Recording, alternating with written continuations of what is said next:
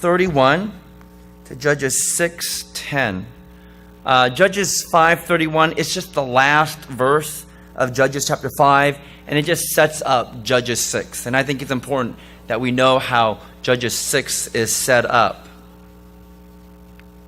We're going to start a short series in Judges, and especially we're going to look at the person of Gideon.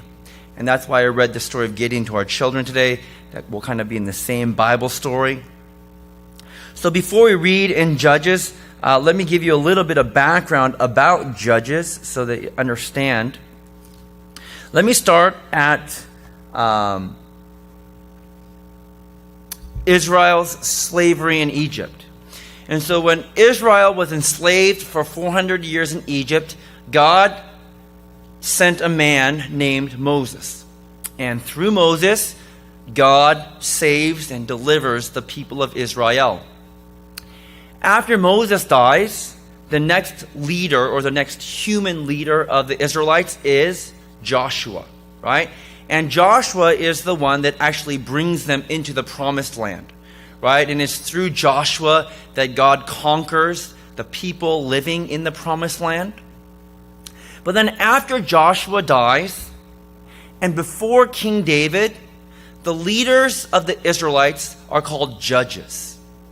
There are 12 judges mentioned in the book of Judges. The first judge is Othniel, and Othniel is Caleb's younger brother. So Caleb is famous for being faithful and brave. The 12 spies went into the land of Canaan, and only 2 really believed. They were, Joshua and Caleb, right? And so it's this same Caleb, and Caleb's younger brother is Othniel. And so he's the first judge of Israel. Now these judges were not only civil leaders, but they were also military leaders. So they helped conquer, Israel's enemies. The last judge, at least in the book of Judges, is Samson. And Samson's well known for being strong and having long hair, right? But actually, the very last judge of Israel is Samuel. So he's not in the book of Judges, but we find Samuel, in 1 Samuel. And it's through Samuel that God anoints the first king of Israel, who is Saul, and then after that, King David. And so before the time of the kings, God calls and he uses judges to deliver the people of Israel from their trouble. So there's 12 judges mentioned in the book of Judges. The 5th of those 12 judges is Gideon, okay? The judge before Gideon in Judges 5 is a woman named Deborah, right? And what we're going to find in we're going to find in Judges chapter 5 verse 31 that through Deborah, if you look in your Bible, it says in Judges 5:31, and the land had rest for 40 years. Okay? So I just turned 40 this year, and so 40 seems like a long time to me, all right? So 40 years, it's not a short period of time. It seems like a long period of time. But for 40 years, that God gave the people of Israel and their land rest from enemies. And so before we actually look at Gideon and how God calls Gideon and how God uses Gideon, the beginning of Judges chapter 6, it sets up the scenario. Why does Israel need to be saved? Right? What do they need to be saved from? Because again, Judges 5:31 ends with peace, right? It ends that the land had rest for 40 years. Well, what changed? Something had to change in order for God to raise up another judge, Gideon. So what was that situation? And that's what we see in Judges 6, verses 1 to 10. As we read through it, first of all, I think we're a lot like the Israelites. I don't think we're very different from them. And so, first of all, see how you can identify with the Israelites. See if there are any similarities between you and them and how we can put ourselves in their shoes. But second, the second half of verse 1 of chapter 6, we're told that the Lord gave the Israelites into the hand of Midian. So as we read through it, why does God do that? And that's really the question that I want to answer with you today. Why does God give the Israelites, his people, into the hand of their enemies? Okay? And the title of my sermon is Giving to bring back. I know it's kind of ambiguous. Hopefully it makes sense by the end of the sermon. But God gives his people into the hand of the Midians. But why does he do that? And I'll just give you, I think ultimately he does that because he wants to bring them back. Okay, so that's what I'll say. Judges chapter 5, starting with the second half of 31 to Judges 6:10, this is the word of God.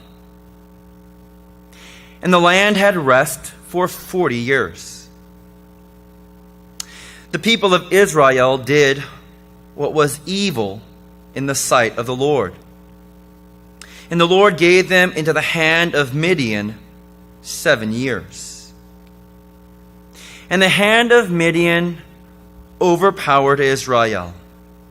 And because of Midian, the people of Israel made for themselves the dens that are in the mountains, and the caves, and the strongholds.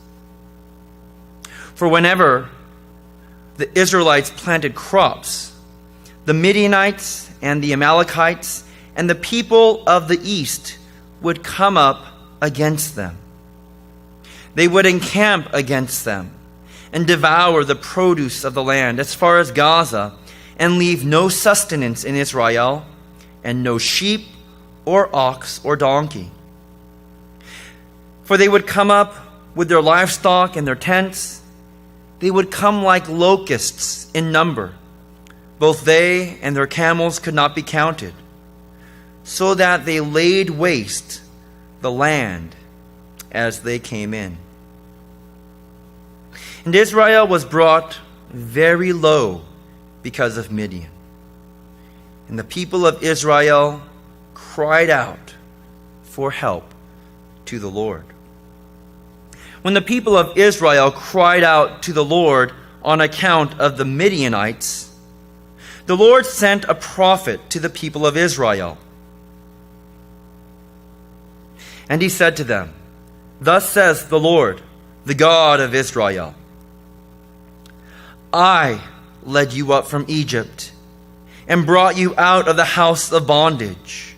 And I delivered you from the hand of the Egyptians and from the hand of all who oppressed you, and drove them out before you and gave you their land. And I said to you, I am the Lord your God. You shall not fear the gods of the Amorites in whose land you dwell. But you have not obeyed my voice." If somebody asked you this morning, how are you doing? How are you? How would you answer them?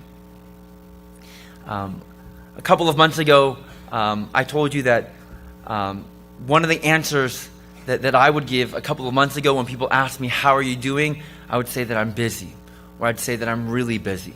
And it's an answer that I don't like, and it's an answer I'm trying not to give.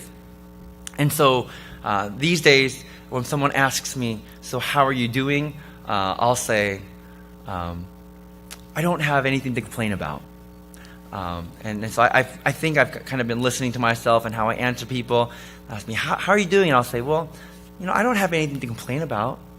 Or I'll just say, like, same old, right? And so this morning, I asked Mark. Mark is the one who does our PowerPoint back there. I asked him this morning, I said, hey, Mark, how you doing? And he said, oh, same old. And you don't realize, at least for me, normally same is good. If things change in your life, a lot of times things change for the worse, right? And you don't realize how good things were until things change, right? You kind of take things for granted. And so, but if something happens, and a lot of times, when something changes in your life, it might not be something better, but it might be something worse. And after that change happens, then you realize, wow, it was so good before, right? Same old. It's not a bad answer. For me, I've been convicted that when someone asks me, how are you doing? And I say, well, I don't have anything to complain about. It's not a bad answer, but it's not also a great answer. It's kind of like, when you say same old, you don't realize how good you have it. You don't realize how good things are. And so I think an answer that I've been really convicted of is when people ask me how I'm doing, I should say, I'm doing really good. Or I'm thankful, right? Because again, you don't realize it sometimes. You don't realize how good things are, or you don't realize how thankful you should be, right? When things just kind of stay the same for a long time. You get used to the normal, right? And so, saying, well, I don't have anything to complain about, it's okay, but I think a better answer is, I'm thankful, or I'm doing good. And so I think God is kind of training my heart to say that there's a better answer. I think that's what the Israelites are going through here in Judges chapter 6. For 40 years, they had peace in the land. For 40 years, God had given them rest. And I'm sure that the first few years of that rest, they were so thankful for that rest. When they remember the trouble that God brought them out of. But when you're in that rest for 10, 20, 30, and 40 years, you kind of get used to it. And you stop being thankful for it. And instead of being thankful for the rest that God has given to you, you start looking around you, and you start getting a little bit greedy. And you're like, well, that person's life looks better than mine. Well, that way of living seems a little bit better than the way I'm living right now.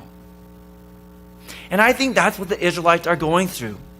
They just don't realize how good it is to be in the hands of God. Because the difference is, what happens is, they go from being in the hands of God to being in the hands of the Midianites. Right? And when they're in the hands of God, God gives them rest from their enemies. Look at what God says.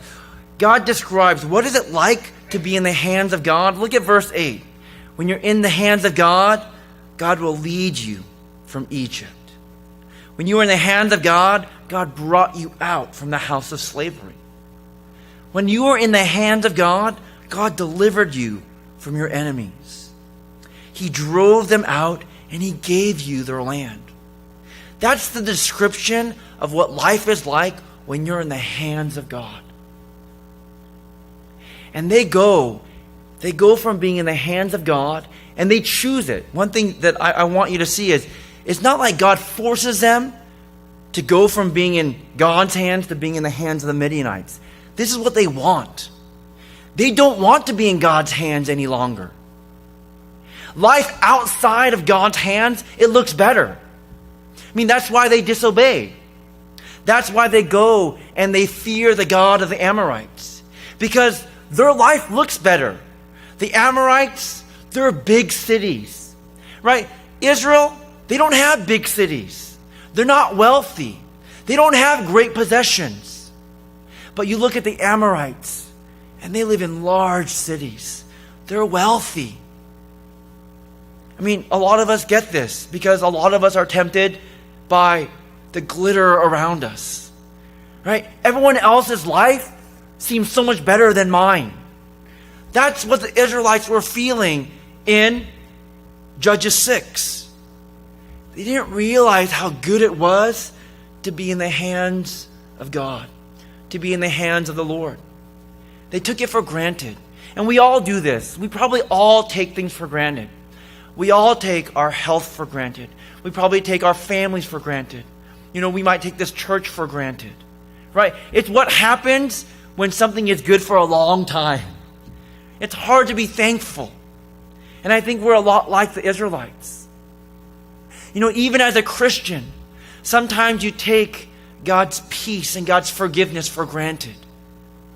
And you don't realize how good it is to be in God's hands until you rebel. And instead of following God, you follow your own wisdom, or you follow the wisdom of the world. And you fall into sin.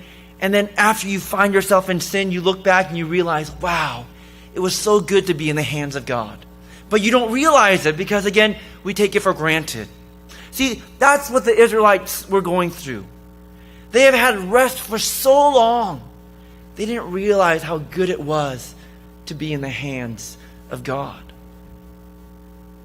And so we're told in Judges 6:1 that the people of Israel did what was evil in the sight of the Lord. And in verse 10, we're told what this evil was. In verse 10, we're told that God tells them, "You shall not fear the gods of the Amorites." He says, "I am the Lord your God. You shall not fear the God of the Amorites, in whose land you dwell in." So the evil that the Israelites do is that they fear the God of the Amorites instead of fearing the Lord their God. You can use another word for fear. They worship the God of the Amorites. Because what the God of the Amorites gave to their people seems so much greater. On the outside, it looks so attractive. And so instead of trusting, fearing, following, obeying, worshiping God, they turn away from God and they fear the God of the Amorites. And so we're told in Judges 6:1, the people of Israel did what was evil in the sight of the Lord. That word evil, it's a really strong word. Even today, if you call someone evil, they will take great offense to it, I think. If you say that someone's bad or they're not good, it's not as strong. But the word evil, it's a really bad word. If someone said to you, "You're evil," I mean, that would I think it would kind of make you shake and shudder. I don't know about you. For some of you, as you read through this passage, and some of you might be saying to yourself, "Evil? That's a really strong word. That doesn't seem that evil."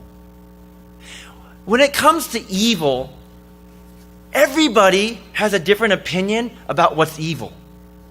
Even the world that we live in, the country that we live in, when it comes to political opinions, when it comes to the way people live their lives, choices they make, one person will say that this is evil, but another person will say it's not. This whole idea of what's evil and what's not, it's so subjective.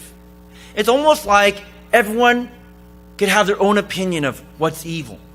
And I just want you to see, and I want you to know, that when it comes to good and evil, only one person's opinion really matters.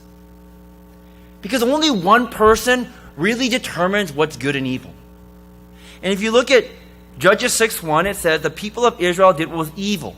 Not just evil, but they did what was evil in the sight of the Lord. And what God considers evil, that's the only opinion that you should care about. And you might not think that this is really evil, but because God says this is evil, you should pray and you say, "God, help me to understand why this is so evil. Like, I don't get it. And I don't think it's evil, but God, you said this is evil. So I want to believe that this is evil." If God says that something is evil, then we need to believe that it's evil. Because God's opinion is the only opinion that matters. I'll say this, your opinion doesn't even matter. When it comes to certain decisions that people make, the only person, I'll just tell you this, the only person's opinion that matters is God's. And God says that what the Israelites do in fearing the God of the Amorites says it's evil. Now again, I hope that I've helped you to understand why it would be so attractive and tempting for the Israelites to turn away from the Lord their God and to fear the God of the Amorites. Not only were their cities larger, not only did they live with more wealth and affluence, but also in their religion, they involved sexual acts. If you went to go worship the God of the Amorites, they would have cult prostitutes in their temples. And they would incorporate sexual acts into the worship of their gods. And so even the sexual promiscuity, it lured the people of Israel in. And so for all these reasons, again, and also because Israel just forgot. And we forget how good it is to be in the hands of God just because they forgot. They turned from God. And we're told that as a result of doing what's evil in the sight of the Lord, as a result of fearing the God of the Amorites, in Judges 6:1, the second half, we're told that the Lord gave them into the hand of Midian. And this is what happens. In verses 2 to 5, we're told exactly what happens to the Israelites. Basically, the Midianites, they were nomadic people. And they would travel. And during the season, and after the Israelites had planted their crops and raised their herds, this great people, the Midianites, the Amalekites, and the people of the east, they would come in and they would devour everything. Not just the food, right? But also their animals. And the Bible describes it as locusts. The Bible describes it as locusts. A couple of words that I want you to pay attention to. In Judges 6:2, it says, "And because of Midian," remember, God is the one who gave the Israelites into Midian's hands, right? So because of Midian, the people of Israel made for themselves dens, caves, and strongholds. You see that? The phrase I want you to look at is, they made for themselves. No longer, it's that phrase, themselves, that really jumped out to me. God wasn't on their side. They had to work for themselves. They had to build their own houses. See, remember in verse 9, it says that God gave them the land. But here, as a result of no longer being in God's hands, they had to make for themselves. If you look at the end of verse 3 and the beginning of verse 4, they came up against them. The Midianites, they would encamp against them. There was no one to protect them anymore because they were no longer in God's hands.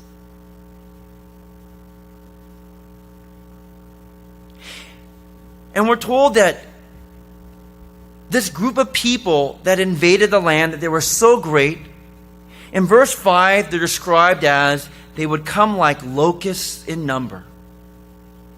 I don't know about, when you think of locusts in the Bible, is there another story that you think of?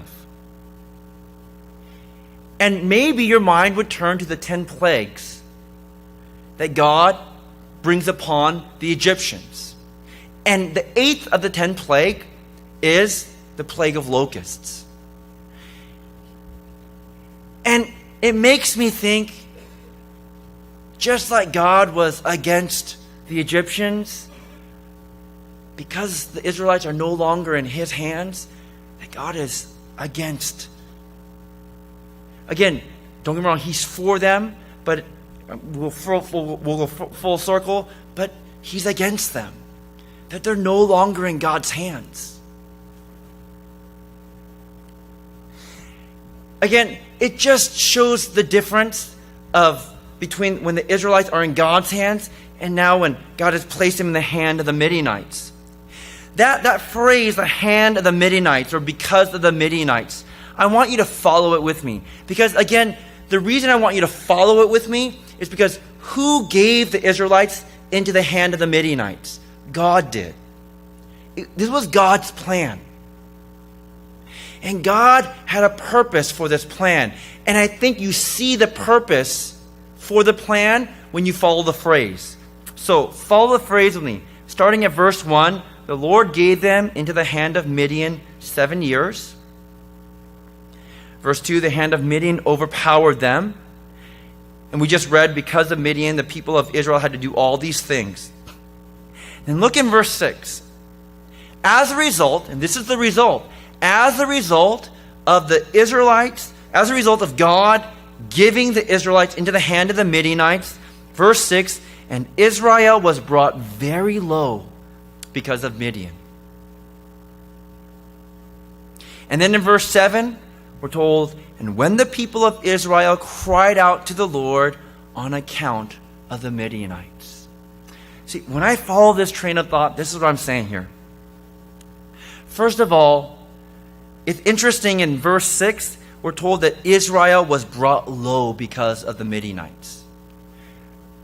If you're looking, that's not what it says. It says the Israelites were brought very low. And I think that's really important. The Israelites were brought very low. Because I think if the Israelites are anything like me, like, we're stubborn. And we try to solve our own problems. Even when we get into trouble, and even when we're brought low, sometimes it's not good enough for us to turn to God. Right? Because we think that somehow that we can accomplish or we can solve our own problems in our own strength, or following the wisdom of the world. Following the wisdom of the God of the Amorites. You see that?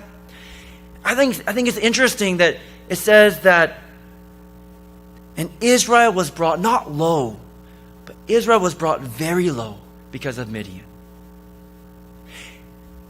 This doesn't feel good.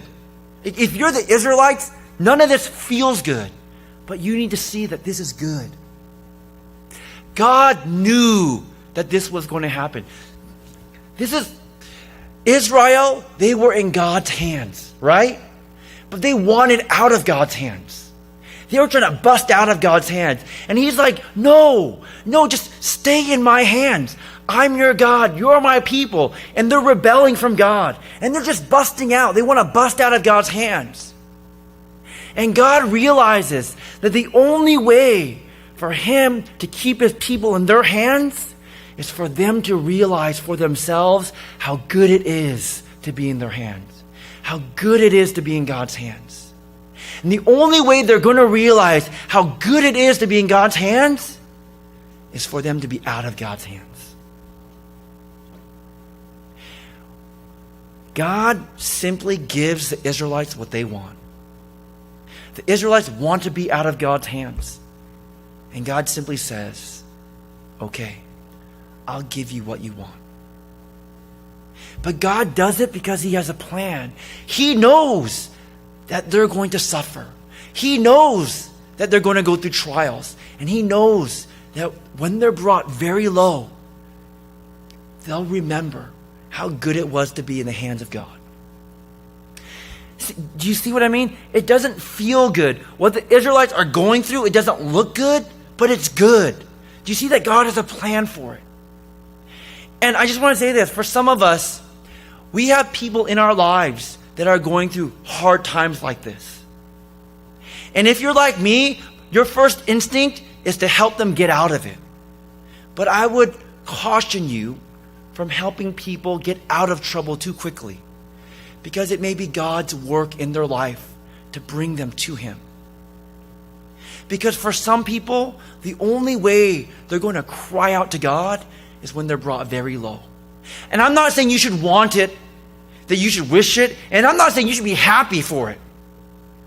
But before you automatically assume, oh, I need to help them get out of this trouble, you might want to be prayerful about it and ask God, are you working in their lives through this trouble? God, are you bringing them very low so that they'll cry out to you?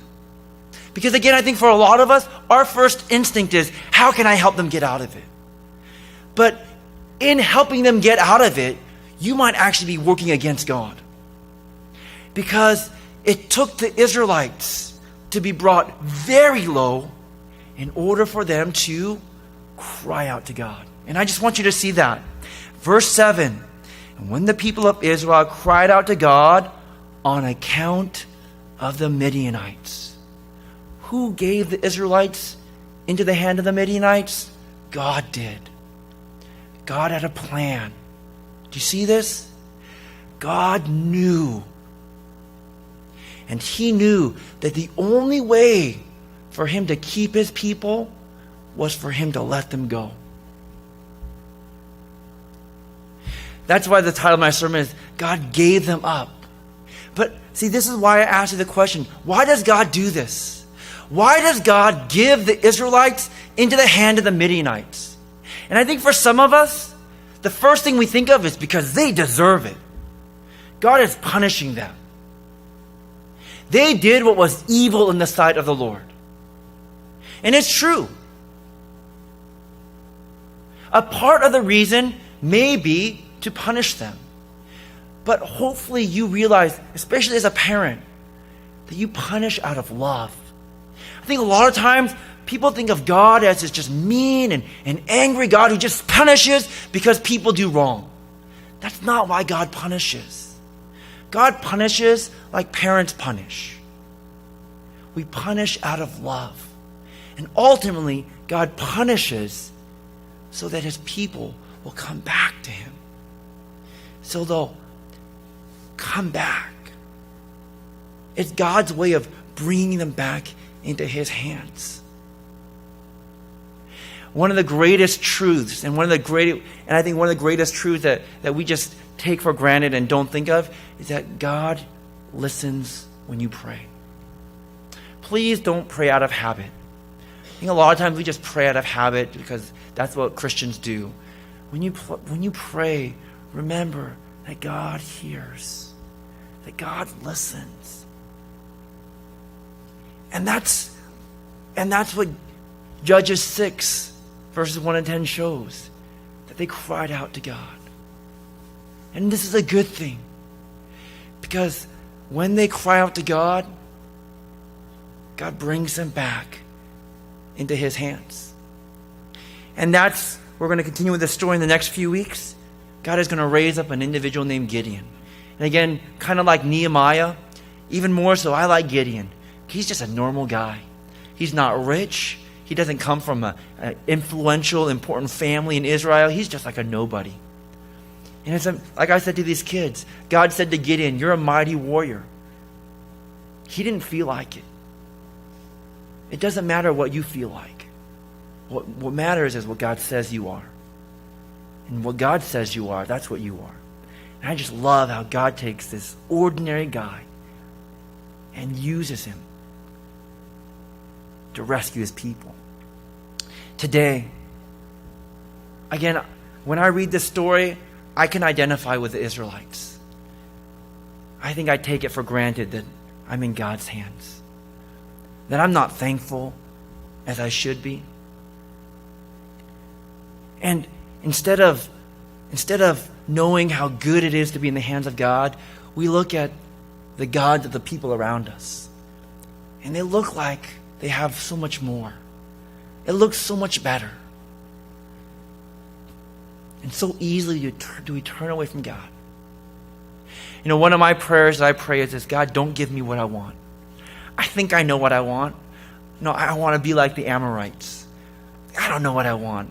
Do you see what I mean? The reason I pray that is because in Judges 6, God gave the Israelites what they wanted. They wanted to be out of God's hands, and God gave them that. And I just pray, God, don't give me what I want. God, give me what you want. God, help me to know how good it is to be in your hands. You know what, for some of us today, maybe we have wandered. Maybe instead of fearing the God of Israel, our God, maybe we're fearing the God of the world. Maybe we've turned away from God and we're looking to the world. And maybe you understand really well what it means to be brought very low. Can we take this opportunity today to cry out to God and to know this, that God is a God who saves, that God is a God who delivers. And again, ultimately, why do we know this? Not just because of this story and the whole Bible, but that's why God sent his son Jesus. Because God is rescuing his people. If we would just cry out to God, can we just, as we close our worship service today, can we take a moment and can we cry out to God from our hearts? Can we cry out to God? Can we turn to God and confess our need of him? And then I will pray and close us with a benediction. Let's pray. Oh God, forgive us of our foolishness. Father, help us to know how good it is to be in the hands of the Almighty God. Father, save us. Even as we prayed earlier today, Father, save us from our